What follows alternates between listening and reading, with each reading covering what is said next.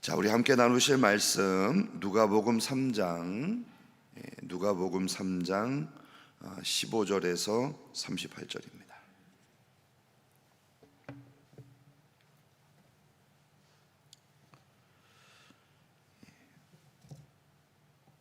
누가복음 3장 우리 15절부터 38절 말씀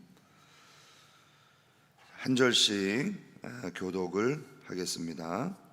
백성이 다 세례를 받을새 예수도 세례를 받으시고 기도하실 때에 하늘이 열리며 성령이 비둘기 같은 형체로 그 위에 강림하시더니 하늘로부터 소리가 나기를 너는 내 사랑하는 아들이요 내가 너를 기뻐하노라 하시니라.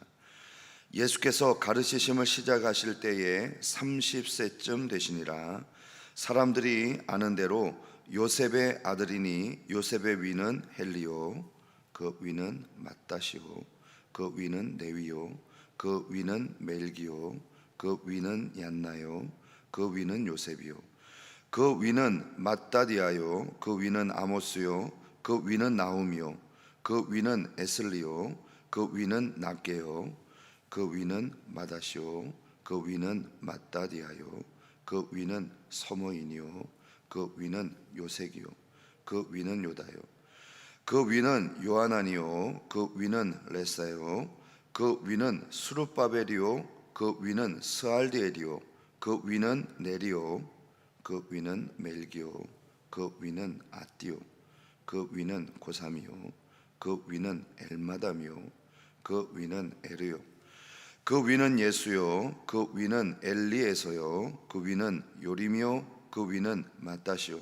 그 위는 레위요 그 위는 시므온이요 그 위는 유다요 그 위는 요셉이요 그 위는 요남이요 그 위는 엘리야김이요 그 위는 멜레아요 그 위는 멘나요 그 위는 맏다다요 그 위는 나단이요 그 위는 다윗이요 그 위는 이세요 그 위는 오벳이요 그 위는 요아스요 그 위는 살몬이요 그 위는 나손이요 그 위는 아미나답이요 그 위는 아니요 그 위는 헤스론이요 그 위는 베레스요 그 위는 유다요 그 위는 야곱이요 그 위는 이삭이요 그 위는 아브라함이요 그 위는 데라요 그 위는 나홀이요 그 위는 수룩이요 그 위는 루우요 그 위는 벨렉이요 그 위는 헤버요 그 위는 살라요 그 위는 가이난이요 그 위는 아박사시요 그 위는 셈이요 그 위는 노아요 그 위는 레멕이요 그 위는 무드셀라요 그 위는 에녹이요 그 위는 야렛이요 그 위는 마할랄렐이요 그 위는 가하난이요 그 위는 에노스요 그 위는 셋이요 그 위는 아담이요 그 위는 하나님이시니라. 아멘. 자, 어느덧 우리 신년 새벽기도회 마지막 날입니다. 이렇게 처음에 시작을 하고 한 가정을 완주할 수 있다는 것은 정말 하나님의 그 크신 은혜입니다. 오늘도 우리 함께 동참하실 우리 모든 분들 또 우리 함께 실시간 예배로 각 가정 초소에서 함께하고 있는 우리 모든 분들에게 하나님의 크신 은혜가 있기를 주님의 이름으로 축복합니다. 자, 회개할 수 있다는 것은 우리에게 너무나도 큰 은혜입니다. 우리가 연약한 인생이기에 반드시 살아가다 보면 죄를 범하게 되기에 모든 인생에게 회개는 필수적으로 필요한 것입니다. 회개가 우리의 요청이 아닌 하나님의 명령에 의해서 주어졌다는 것은 완전하신 하나님께서 우리에게 충분히 용서할 수 있는 여지를 주시겠다라고 하는 의미죠. 자, 그래서 우리는 어제 이 회개를 번거롭거나 부담되는 관점에서 접근하지 말고 적극적인 하나님의 사랑에서 접근해서 이 사죄의 은총을 누렸으면 좋겠다, 이런 말씀을 함께 나누었습니다. 자, 오늘은 예수님의 세례 받으심과 족보에 관한 이야기입니다. 오늘의 내용이 제가 준비하다 보니까 좀 다소 어려울 수 있어요. 왜냐하면 구약의 제사와 또 족보에 대한 내용을 다루고 있기 때문입니다. 조금 어렵지만 여러분들이 이 새벽에 집중하시면 우리 하나님께서 얼마나 우리를 귀하게 여기시고 또 이 구원의 역사를 그동안 세워오셨는가를 볼 수 있는 소중한 시간이 될 것입니다. 자, 먼저 예수님의 세례 받으심에 대해서 함께 보겠습니다. 우리 21절과 22절 보시죠. 백성이 다 세례를 받을새 예수도 세례를 받으시고 기도하실 때에 하늘이 비둘기 같은 형체로 그 위에 강림하시더니 하늘로부터 소리가 나기를 너는 내 사랑하는 아들이라 내가 너를 기뻐하노라 하시니라. 자, 예수님이 세례 요한으로부터 세례를 받으시는 내용은 사복음서 모두 기록되어 있는 그런 기사입니다. 자, 마태복음에서는 예수님이 세례를 받으시는 과정이 상세하게 기록되어 있는 반면에 오늘 누가복음에는 좀 생략이 되어 있다라고 하는 느낌이 듭니다. 왜냐하면 이 세례 요한의 세례가 이미 헤롯 왕에 의해서 이 헤롯이 왕에 갇혔다라고 하는 기사가 기록된 이후에 그 뒷부분에 간단하게 언급이 되고 있기 때문이죠.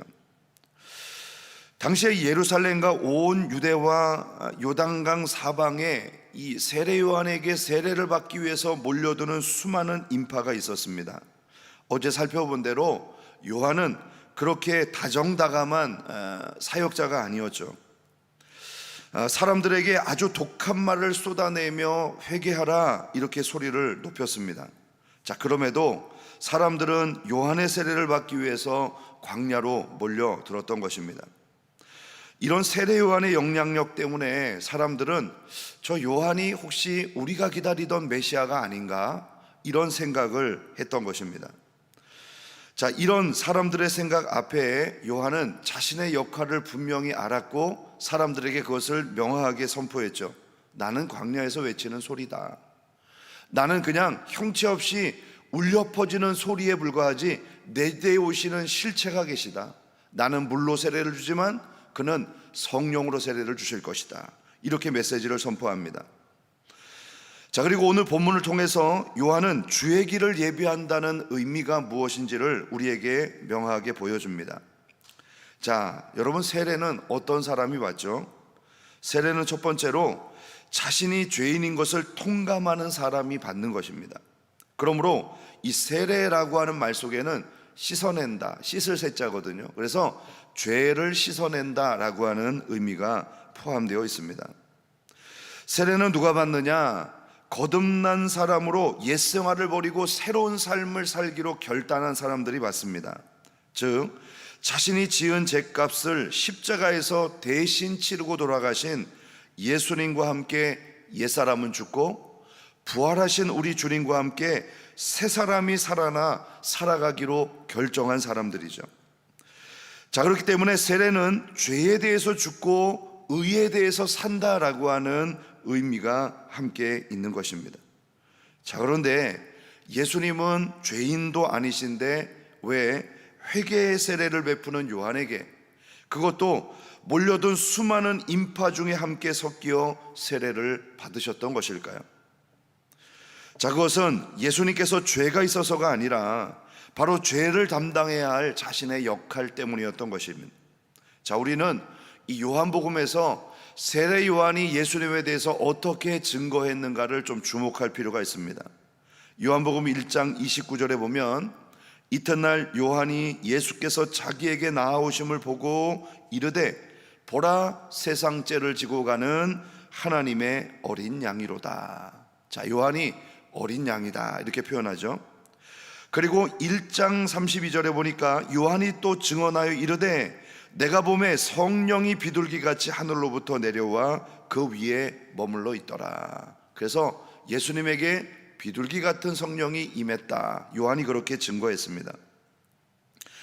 요한은 이 두 가지 예수님에 대한 선언을 통해서 예수님이 어떤 분인지를 분명히 꿰뚫고 있었습니다. 그는 우리의 죄를 담당하는 어린 양이며 비둘기였다는 것이죠. 자, 구약의 제사 제도를 알고 있는 사람들은 이 요한의 선포가 무엇을 의미하고 있는지를 알 수 있습니다. 자, 구약의 제사는요, 이 죄를 사하는 기능을 포함하고 있죠. 죄를 지은 인간은 자신의 죄에 해당하는 동물을 가지고 와서 안수를 합니다. 자, 이 동물이 성전에 데리고 나올 때는 동물이지만 자기의 죄를 안수해서 전가하면 제물이 된다고 말씀을 드렸죠. 자, 그래서 이 제물이 된 동물을 자기의 손으로 직접 목을 따고 가죽을 벗겨서, 그러니까 각을 떠서 제사장에게 주면 제사장은 이것을 번제단 위에 올려놓고 태워서 제사를 드리고, 피는 바로 이 단 사면의 뿌림으로 생명의 죄값을 치르는 그런 속죄를 하게 됩니다. 자, 그러니까 이 제사는 죄의 삭슨 사망이라는 말씀대로 동물의 생명을 사람의 생명 대신 빼앗음으로 이 죄값을 대신하는 그런 예식인 것입니다. 자, 죄에는 원죄와 자범죄가 있죠. 자, 아담으로부터 우리에게 전가된 이 원죄는 어린 양의 제물로 사합니다. 자, 우리가 살아가면서 짓는 자범죄는 여러 종류의 제물이 있지만 이 비둘기가 일반적인 사제의 제물로 쓰였습니다. 자, 자범죄는 자신이 안수하지만 원죄는 제사장이 안수합니다. 자, 그렇다면 세례를 베풀기 위해서 예수님께 앞에 서 있는 이 세례 요한은 누구이죠? 제사장이며 사람입니다. 자, 그러므로 예수님의 세례 받으심은 우리의 죄를 담당하기 위해서 제물이 되신 예수님께서 사람이시며 제사장이신 요한에게 원죄와 자범죄를 전가받는 예식이었다. 이것이 바로 구약 제사 제도와 예수님의 회개의 세례가 연결되어 있는 것이죠. 다시 한번 말씀드릴게요. 예수님께서 세례 요한에게 세례를 받으셨던 이 예식은 예수님이 죄가 있어서가 아니라 죄 없으신 예수님께서 우리 인간의 죄를 담당하기 위해서 제물이 되신 것입니다. 사람이며 제사장인 요한에게 바로 원죄와 자범죄가 전가받는 예식이었다는 것이죠. 예수님께서는 세례 요한에게 세례를 받으심으로 장차 자신이 받아야 할 이 십자가의 죽음이 어떠한 것을 바로 보여주셨던 사건, 이것이 바로 세례였던 것입니다. 우리에게 주어진 구원은 이렇게 깊은 의미를 가지고 있습니다. 우리 편에서는 어느 날 갑자기 우연히 찾아온 구원의 역사 아닙니까? 복음이 우연히 들려왔고, 우연히 어느 날 기도하다가 하나님의 은혜를 받았고, 우연히 내게 하나님의 놀라운 역사가 임한 것 같습니다. 그러나 하나님 편에서는 모든 것들을 계획하셨습니다. 율법의 1.1에게 손상도 없이 우리에게 하나같이 계획하시고 치밀하게 준비된 구원의 은혜를 우리에게 허락해 주셨던 것입니다. 하나님의 섭리의 치밀함은 이어지는 예수님의 족보에서도 나타나고 있습니다. 자, 우리가 오늘 새벽에 고민을 많이 했습니다. 이 어려운 이름을 이 잠도 안 깬 상황에서 우리가 읽어야 하는가. 그렇지만 이걸 우리가 한번 좀 새벽 기도를 완주했듯이 한번 다 읽어보는 것이 의미가 있겠다, 그런 생각을 했습니다. 이 사복음서에는요, 족보가 두 곳에 등장을 합니다. 한번 여러분 생각해 보세요. 복음서 중에서 어느 복음에 예수님의 족보가 나올까? 자, 마태복음과 누가복음입니다. 자, 그렇다면 마가복음과 요한복음에는 족보가 없다는 것인데 왜 이 복음서에는 족보가 없을까요? 자, 마가복음의 주제는 종이신 그리스도입니다. 종이신 그리스도. 여러분, 종에게 족보가 있습니까? 없습니까? 없어요. 그래서 기록할 필요가 없으니까 넣지 않았습니다. 자, 요한복음의 주제는 하나님이신 그리스도입니다. 여러분, 하나님 족보 있습니까? 없습니까? 하나님은 족보 없어야 되죠. 그러니까 요한복음에도 족보가 필요 없었던 것입니다. 자, 그러나 마태복음의 수신자들은 유대인이었습니다. 그리고 그 주제는 왕이신 그리스도입니다. 왕에게 족보 있습니까? 없습니까? 있습니다. 특별히 유대인들이 기다렸던 메시아는 다윗의 자손이어야만 했습니다. 그러므로 바로 마태는 이 복음서를 기록하며 아브라함의 후손이며 다윗의 후손이신 예수 그리스도를 강조하여 이 족보를 1장에 기록하고 있는 것입니다. 자, 그런데 이 누가의 족보는 마태복음의 족보와는 좀 두드러진 두 가지 차이점이 있습니다. 여러 가지를 들 수 있겠지만 크게 두 가지입니다. 자, 마태복음에는 아브라함으로부터 예수님께로 내려오는 족보입니다. 이것이 일반적인 족보의 기록이죠. 자, 그러나 누가복음의 족보는 오늘 여러분들이 읽어서 아시겠지만 예수님으로부터 아담까지 올라가고 심지어는 하나님까지 올라가는 그런 족보입니다. 자, 누가복음의 수신자인 이방인들에게는 이런 기법이 필요했다는 것이죠. 왜 그렇습니까? 마태복음은 유대인들을 위한 기록이기 때문에 바로 이 유대인의 시조가 된 아브라함, 그리고 그들에게 있어서 가장 위대한 왕이었던 다윗을 중심으로 역사를 기록하는 것이 맞습니다.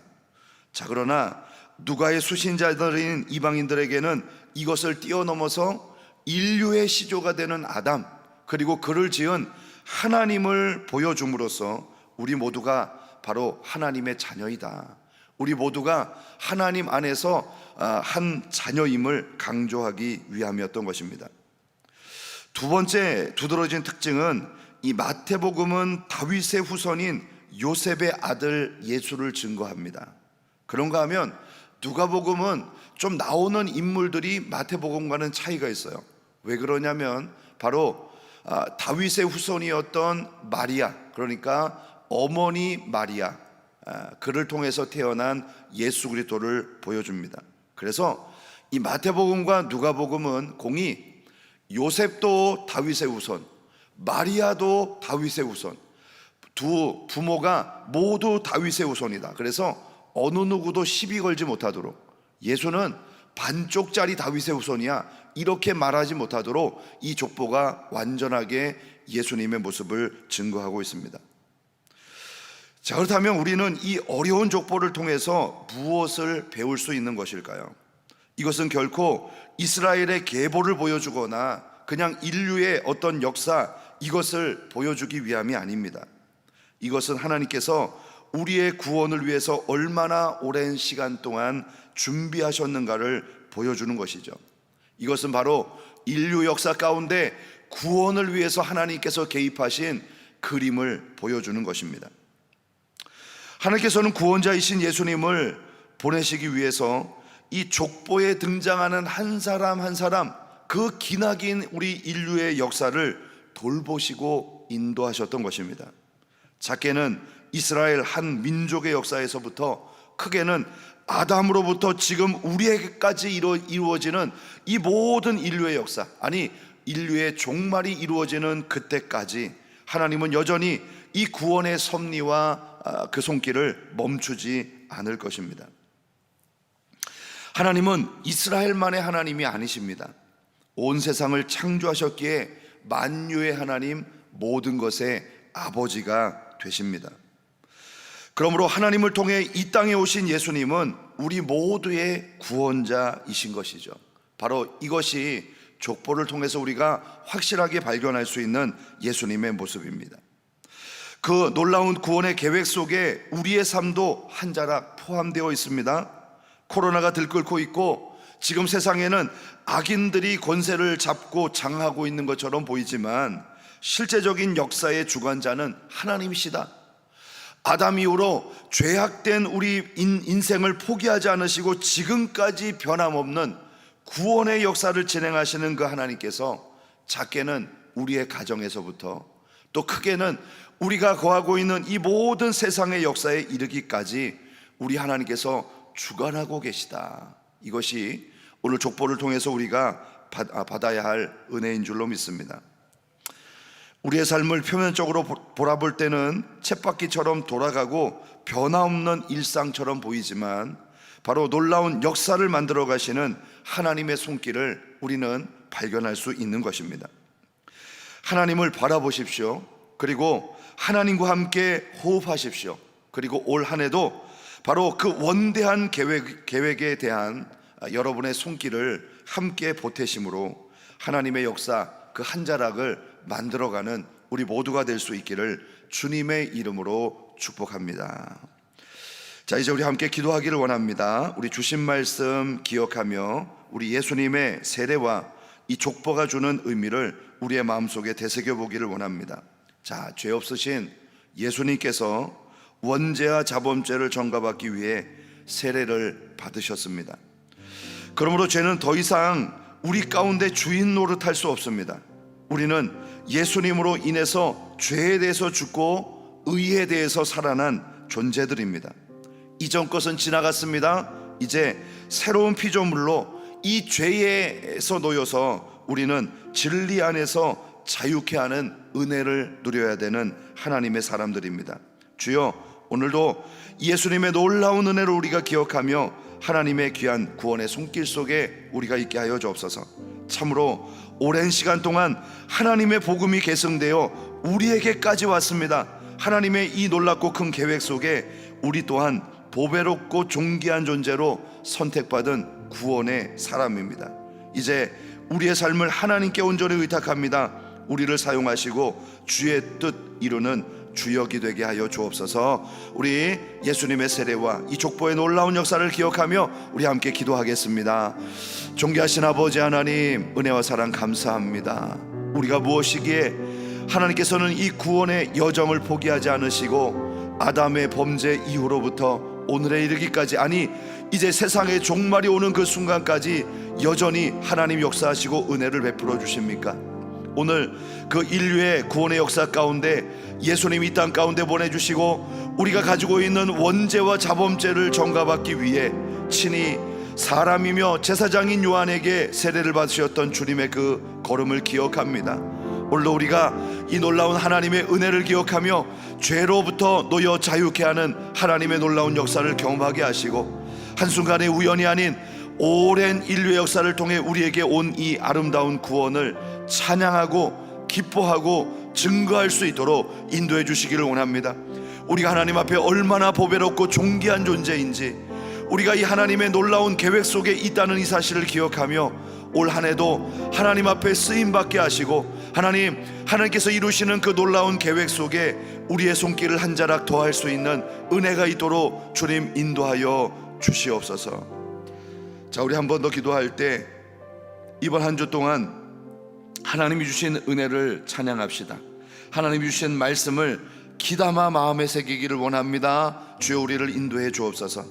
성육신하시어 우리 인간의 고통의 현장 가운데 찾아오신 예수님, 지금 우리가 고통받고 있습니다. 두려워하고 있습니다. 눈물 짓고 있습니다. 하나님, 이곳에 임재하여 주옵소서.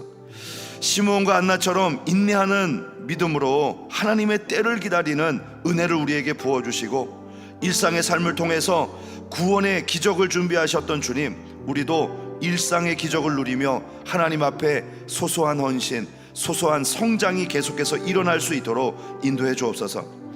연약한 우리를 위해서 주신 회개의 선물 우리가 적극적으로 활용하며 거룩하신 하나님과 더 깊은 교제 속으로 나아갈 수 있도록 우리를 인도해 달라고. 이제 코로나19의 상황을 속히 종식시켜 주시고 우리의 가정, 교회, 민족, 또 우리 선교지의 모든 지경에 이르기까지 하나님의 은혜를 베풀어 달라고 우리 한 주 동안 주신 말씀을 되짚어보며 우리의 소망을 함께 아뢰겠습니다. 기도합니다.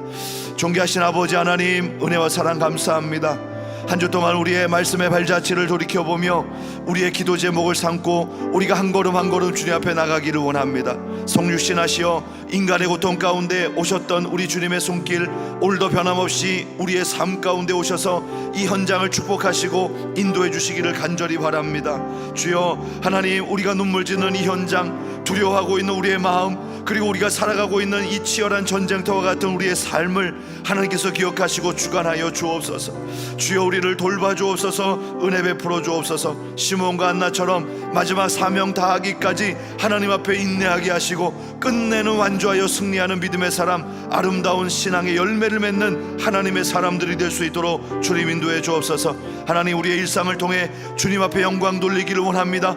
예수님도 30년의 일상을 통하여 우리의 구원을 준비하셨듯이 우리 아버지 주님 앞에 일상의 삶을 통하여 나아가게 하시고 변화받게 하시고 쓰임받는 하나님의 사람이 되어서 일상을 통해 주어지는 하나님의 놀라운 기적을 발견하는 우리 모두가 되게 하여 주옵소서. 연약한 우리를 위해서 주신 회개의 선물, 하나님, 우리가 누리기를 원합니다. 주님 동행하시고 역사해 주시며 하나님, 특별히 코로나19의 이 어려운 상황들 우리가 잘 이겨내게 하시고 우리의 가정과 교회와 민족과 또 세계 열방이 하나님 안에 회복되는 역사가 일어나도록 올 한해도 복의 복을 더하여 주옵소서.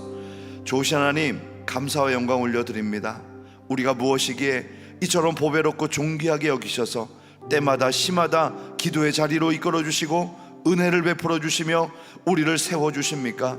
이번 한 주 동안도 주신 말씀 우리의 마음에 새기며 하나님 안에 살아가기를 원합니다. 우리를 긍휼히 여겨주시고 변화오는 손길로 강력하게 붙들어 주시고 위기의 순간 이 고통의 상황 가운데서 우리를 구원하여 주옵소서.